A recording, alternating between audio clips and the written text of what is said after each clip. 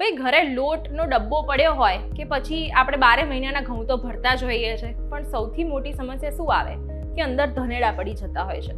હવે ધનેડાને કઈ રીતે દૂર કરી શકાય? તો ચાલો શેર કરું તમારી સાથે કે લોટમાંથી કે ઘઉંના ડબ્બામાંથી ધનેડાને ઉડનચું કેવી રીતે કરશો.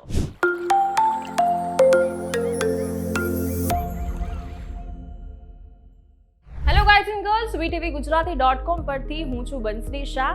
ઘઉં અને લોટમાંથી ધનેડા ભગાડવા હોય તો કેટલાક તમને ઇઝી ઉપાયો બતાવું. સૌથી પહેલું કે લીમડો જે હોય એના પાન લઈને સૂકવી લેવાના છે. સૂકા લીમડાના પાન તમારા આ લોટના ડબ્બામાં કે ઘઉંનું જે પીપળું હોય એમાં મૂકશો તો એમાં ધનેડા નહીં પડે. બીજું છે તેજ પત્તું. તેજ પત્તાની ગંધ પણ ધનેડાને નથી ગમતી હોતી, અથવા તેજ પત્તાથી પણ ધનેડા દૂર ભાગતા હોય છે, તો 4-5 તેજ પત્તા તમે અંદર મૂકી શકો છો. બીજું છે જે ડબ્બાની આસપાસ ધનેડા થતા હોય તો તમે એ ડબ્બાની નીચે અથવા બાજુમાં લસણની કળી મૂકી શકો છો, કપૂર મૂકી શકો છો.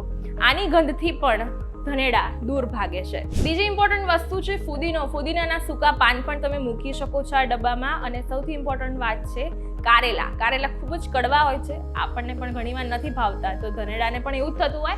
કારેલાની જે છાલ હોય છે, છાલને સૂકવી લેવાની છે અને જે ડબ્બામાં તમને ધનેડાનો આતંક સતાવતો હોય એમાં તમે એ છાલ મૂકી શકો છો અને ધનેડાથી મુક્તિ મેળવી શકો છો.